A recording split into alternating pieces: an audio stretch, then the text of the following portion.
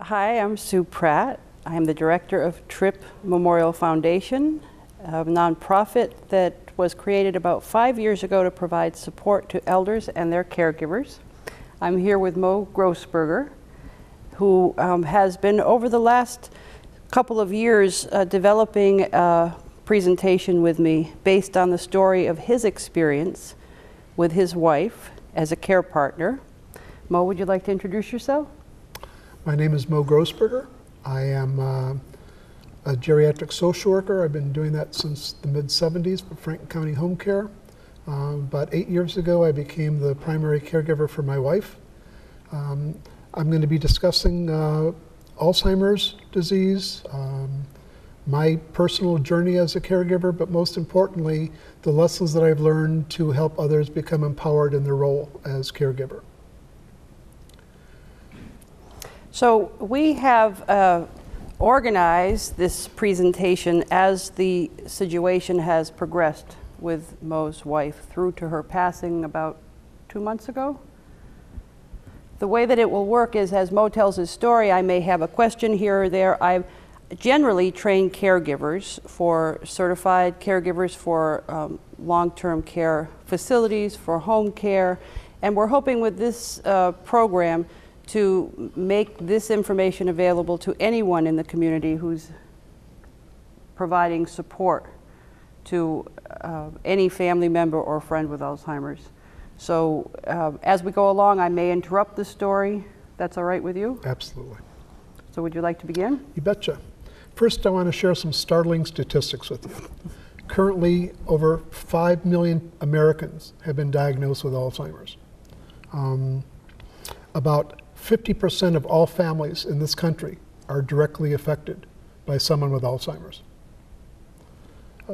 It's estimated that 10% of people over 65 currently have been diagnosed, and by the time you reach 85 years old, 50% of the population will have Alzheimer's. Alzheimer's is it's a progressive illness, it's a terminal illness, and there's currently no cure for it. What happens in the brain is the brain is slowly short-circuiting, and parts of the brain become defunct. Other parts work sometimes and sometimes not. It's a very individualized illness. No two people experience all the same symptoms in the same pattern of time.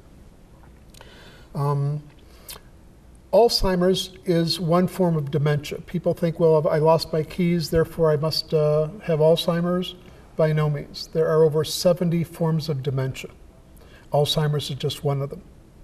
Some of the more common causes are also vascular dementia, Parkinson's disease, Lewy body disease, strokes. Those are things that have little chance of recovery. Strokes probably more than others.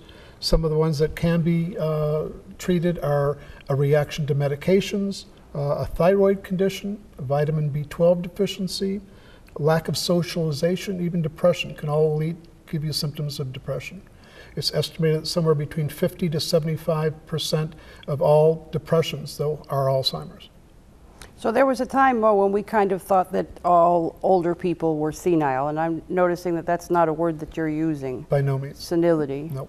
So we should not assume that memory goes with age. By no means. Absolutely not. It is not a common experience. So in fact, short-term memory loss, significant memory loss, is a symptom that we should be paying attention to. Yes, but again, it could be any number of things. And my recommendation is to be thoroughly diagnosed. There are multi-phasic diagnostic tools that will determine by usually process of elimination, well, if it's not all these things, it must be Alzheimer's. But you need to have that diagnosis. It's absolutely essential. So, enough about that. Let's get going here.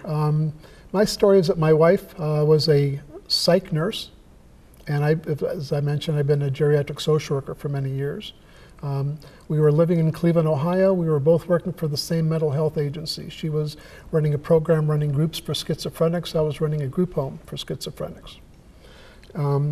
It was during this time that she was having some memory loss, some redundancy, and at the time, I just totally determined it was just part of aging. How old was she, Mo? She was 68 years old when she first started displaying some symptoms. And when you say redundancy, you mean asking the same questions Yep, over and over, saying absolutely. the same things? Yep. So the agency that we worked for handled it, I felt, quite poorly. Again, it was a mental health agency. One day, the human resource director came into the room, into Jeannie's office, closed the door. She said, the staff is very concerned about your memory, and we've determined that you need to be assessed. We've scheduled an appointment for you. Should you fail to have this assessment, we're going to have to fire you. It was totally lacking any kind of sensitivity. She did go, she was assessed, and the original diagnosis was anxiety, depression, mild cognitive impairment, slight memory loss, and the loss of executive functioning, which is the ability to follow complicated tasks such as balancing a checkbook, following a recipe, things that had many steps to them. At the time, they ruled out Alzheimer's. So what were you noticing at home? I mean, was she aware of having this loss? She was denying it, and I just noticed a little bit. I didn't find it to be much of an issue at all. And that was some of the surprise of what was going on. However, the symptoms that they were diagnosed back in '02, we're now realizing in many cases can be the early stages of Alzheimer's. That much research has happened since then to more accurately diagnose what the illness is. And what was going on in your lives at that time? Were there other changes that were happening, or other significant life events that were going on at that time?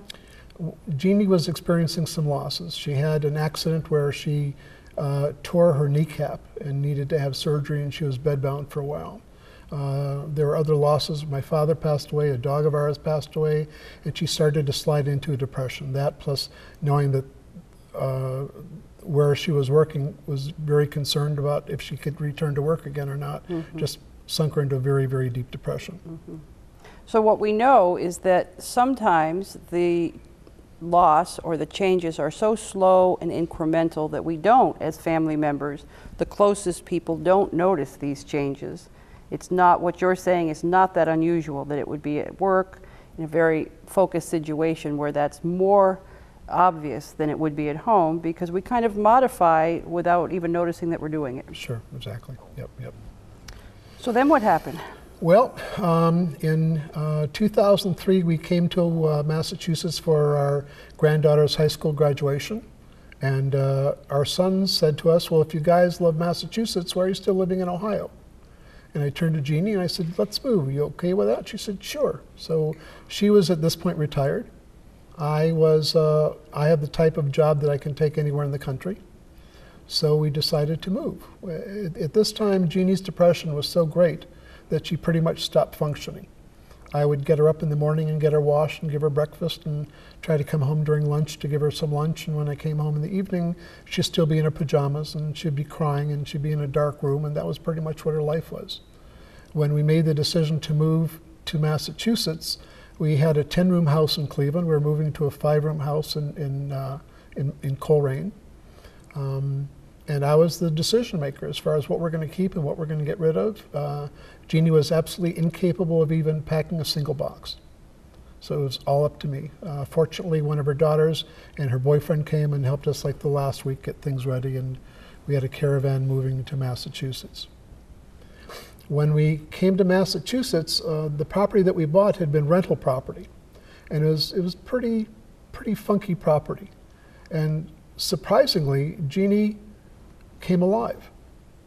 And she looked around the house, and the interior decorator became alive and said, well, we can do this and we can do that. And for about the next year, she was calling the shots on how we're going to fix the house up, which is absolutely surprising, because usually when people, especially older people, especially with some sort of a cognitive impairment, move, there's usually a 2 to 3 month period of adjustment before they even know what's going on. She just came alive again. It was spectacular to see this happen. So let me say this a little bit about that. What was happening maybe was that Jeannie was learning new information. She wasn't having to recall where she put something or what it was for or the meaning of something. So she was actually being given the gift of a blank slate. And I'm sure a very supportive person who you must have done most of the real work, letting her pick colors, letting her make choices. Sure. within the realm that she could. But it is true that something like a move can be a cause of depression. But in this case, what you discovered, surprisingly, she came alive again. She really didn't have to remember where she put something, Right. because she had never put it there before. And we had boxes where we were keeping everything in anyhow. And were you working at this time? No, I was considering retiring. I tried that, and I ended up getting very, very involved in different community services. I got very involved with the local senior center and politics in Coleraine and just some other functions. And in retrospect, I very well could have been doing some of this just so I didn't have to be with Jeanne all the time. I don't really know. It's something I'm examining currently. Mm-hmm. But Jeanne could be home alone? Yeah, she was doing pretty well with that. And then I was offered a position at Cooley Dickinson Hospital. And I was a little nervous about that, but she had not yet been diagnosed with Alzheimer's. And she was perfectly okay being by herself. And we have a dog, and she would sit and read catalogs, and that was pretty much her life. In a relatively short period of time, though, I started noticing more and more dysfunction going on. Now, was Jeanne driving at this time? She was driving. She drove maybe 4 times in the last year. One of her stories was, she said, I knew when I was coming back to Coleraine and I saw the sign that said, "Welcome to Vermont," that I probably missed a turn somewhere. What happened with her driving, we had applied for a handicap placard, and the physician checked off the box on the back that says, yes, this person should be retested. The doctor felt that anyone over 70 should be retested, and unfortunately she failed the test miserably. Unbeknownst to me, she wrote a letter to the state requesting the opportunity to take driver's ed so she could retake the test, and they granted her that. And then one day she shows me this letter saying it's okay for driver's ed. So she took driver's ed, she took her test a second time and failed it even worse than the first time. At that point, her car was parked. I put the keys so that she couldn't find them, and the car sat there for at least a year until she finally agreed that it's okay to get rid of the car. That was a very, very hard thing. Plus, living in a rural area, you're really, really isolated if you can't have transportation. So in this early stage, one of the things that we're hearing, and I think it's significant, is that she could remember that she wanted her driver's license. Yep. She was able to write the letter. She was able to follow through with that. And I think that's something that's a little hard for people to grasp, that there are existing skills, and it can be that way right through, whereas other things she wouldn't remember. But that's something that was very important to her, and she remembered it. Yep, and put it together, and not only put it together, but without my assistance whatsoever, which was really surprising. So it was kind of nice. So I was noticing more and more symptoms. We ended up having her fully diagnosed. It took about a week of different testing. And then we're called into the psychiatrist's office, and he sat there with a clipboard on his lap, gave us no eye contact. Jeanne's sitting next to me. The doctor turns to me and said, well, we have the test results back, and your wife has been diagnosed with dementia of the Alzheimer's type. No eye contact, no physical touch. Jeanne immediately denied it and had a wonderful sense of humor. She said, I know enough about Alzheimer's because her mother had Alzheimer's. I know enough that the only way you can accurately diagnose it is through an autopsy, and I refuse to volunteer for an autopsy. I completely fell apart. I just immediately started crying because I know what we'd gone through with her mother. And I was very angry at the doctor that he was so detached from the diagnosis. And I said to the doctor, your one statement has radically changed our lives for the rest of our lives, and it appears that you couldn't care less. So that diagnosis of dementia of the Alzheimer's type is actually a diagnosis. It is the diagnosis of Alzheimer's. It's Yes. as close as we get. Right. So what you knew at that point was that this is a progressive terminal condition. Yes. And you were at this point probably a couple of years into it, because we generally find we don't start noticing, or the individual is adjusting without anyone knowing for a while before. People can actually start developing symptoms up to 5 years before it's even displayed. So it was well entrenched at this point. So this was probably around 2004, I guess, 5, when she was diagnosed. So one of the reasons we returned to Massachusetts is her mother lived here, and she had 4 children from a previous marriage who all lived in Franklin County. And I turned to the kids and said, Mom has Alzheimer's, we need to work together. And for whatever the reasons, I couldn't count on them at all. They were just unable to step forward. And it all kind of fell on my shoulders. And I initially was not doing well with this whatsoever. I was really struggling to keep from falling apart. Over time, I ended up developing depression as well, which is about 75% of Alzheimer's caregivers do develop depression, and understandably. So while this is going on, Jeanne was developing a lot of paranoia. She was accusing me of stealing money from her. She accused me of hiding her purse, taking her purse away. And we searched the house for weeks, and then finally one day I was emptying out a clothes hamper and found halfway down her purse. I said, look, Jeanne, here's your purse. And she started yelling at me, why would I hide it? Why would I do such a thing? So we dealt with a lot of that. She had a brace for her leg that kept her from falling, pretty much. And one day I come home and I said, Jeanne, you don't have your brace on. She said, oh, the doctor called. And he said, I no longer need to wear my brace, so I threw it away. So I started searching the house, and in a few days I found the brace hidden in the closet under a pile of clothes. And I came out with the brace. I said, hey, Jeanne, some wonderful news. I talked to the doctor. He called today, says, on second thought, you should wear the brace again. And I have it, and let's put it back on again. And so she had her brace. So she had sometimes, Mo, when she was paranoid and maybe thinking that you were hiding things. But overall, was her relationship with you pretty trusting, and you know, she was aware of her losses? She was grasping some of that. Mm-hmm. This is truly a case where the love that we had sort of was more intact than her paranoia. She grew to trust me implicitly. She knew that I was a good guy, I was out to help her, and that it was okay to listen to what I had to say. So that's also something that's pretty common in early stage. It might be that the individuals misplaced something themselves. They don't know that they did. They can't remember. They think someone else has done it. Maybe someone else has come into the house. That's a common reporting that someone else has been there. So how did you do in terms of taking that personally, being accused of that?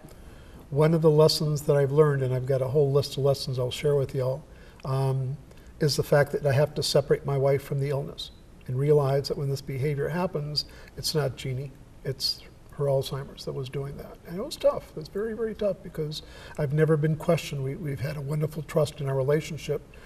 There was never a time where we would doubt or question the other one. We were just that open with each other. So this was tough.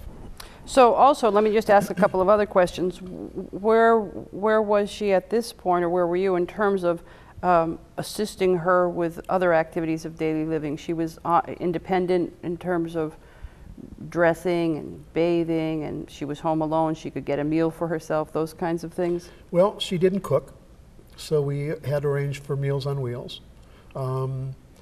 She was having difficulty picking out clothes, so I'd usually pull out 2 outfits and lay them on the bed and give her a choice of which of those 2 to wear. If left to her, she'd wear the same outfit all week, so I'd just, when she'd take them off, I'd just put them in the laundry hamper.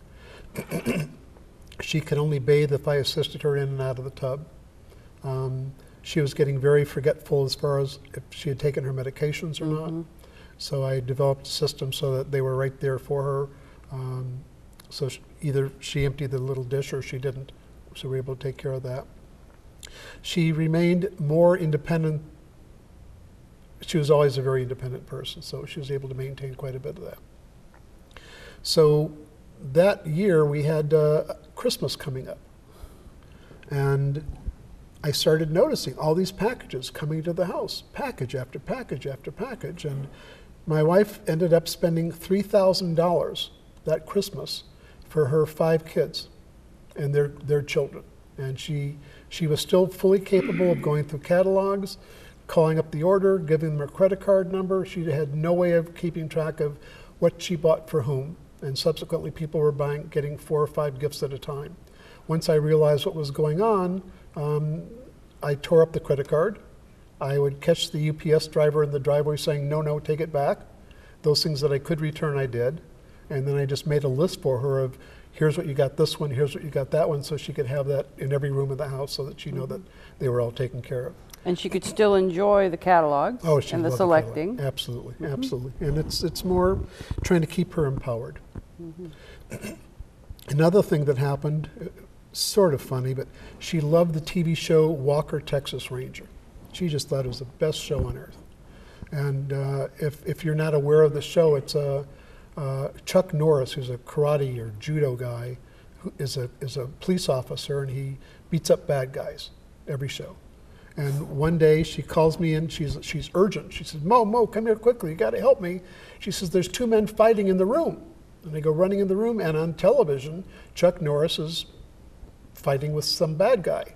And she could no longer discern what was on television and what was happening in the house. So at that point, we no longer watched Chuck Norris. We started watching 1950s and 1960s musicals and comedies and documentaries, travelogues, but nothing with any kind of plot, certainly nothing with any violence in it. That was no longer an option for my wife.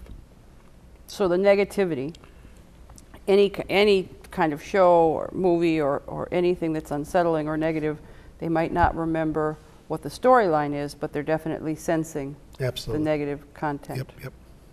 And she didn't miss it, she didn't know, she didn't notice? She never mentioned it again, yeah. So at this point, I realized that what I'm experiencing, I cannot do by myself. I need some sort of support. I attempted going to support groups both in Shelburne Falls and then down in Northampton. And quite honestly, I could not attend these meetings for too long because honestly, Sue, I did not want to know what the end of the story was. And there were people there whose family members had end stages, people that were in nursing homes and no longer recognized their loved ones. And I didn't want to hear about that. I knew that we were going to get to it soon enough, and I didn't need to have that burning a hole in the back of my mind. It wasn't helpful to you? Not whatsoever. I did end up doing one-on-one counseling. And I strongly urge anyone out there who's going through this, don't try to do this by yourself. You need to get some sort of support. Just knowing that there's others out there who are going through what you're going through is huge. Or finding a counselor that you're able to talk these things through. But do not attempt to do this on your own. No one's shoulders are that big. Okay? Some more interesting things that happen. There's something called sundowning that occurs with Alzheimer, with some Alzheimer's patients, where usually around 3 or 4 o'clock in the afternoon, their behavior changes. In Jeannie's case, very abruptly. It's almost like a little on-off switch was triggered. And she would become very aggressive, very angry, very difficult to work with. She would become threatening. I mean, it was really a very remarkable change. What happened one night, she just sat up in the middle of the night and turns to me, she says, "We can't stay here, this is not our house." I said, "Well, of course it's our house. Here's our wedding vows are over the bed, the walls are lined with photographs of the family," and I was trying to explain to her logically that this is our house, and that's the night I realized that logic no longer works for someone with Alzheimer's. Out of sheer desperation, I ended up putting on her coat and my coat, and we ended up going for a ride. We left the house that we were in, and as we drove around for a little bit, and as we're pulling back in the driveway, I said, "Oh, it's so nice to be back home again," and she agreed. And that behavior continued for several weeks. And it got to the point that when I saw it about to begin, I'd just say, "You know what, this isn't our house, we need to go and come back to our own home," and thank God it worked every time. So let's just talk a little bit more about this sundowning business, and also about the logic. Yeah. So in some cases, it is beneficial to use logic.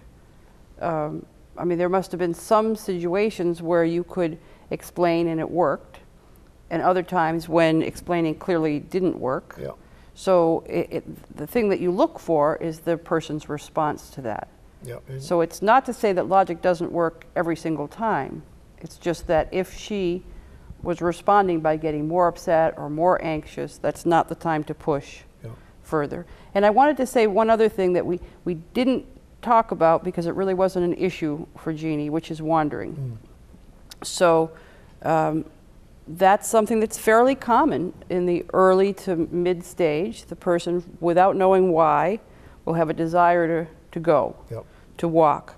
walk out the door, sometimes just walk throughout the house, sometimes just creating a space where that's fine to walk. It's essential if a person has that wandering behavior that they have a safe place to move. Now, Jeannie, you could leave alone. I was very comfortable doing that. And she didn't go out.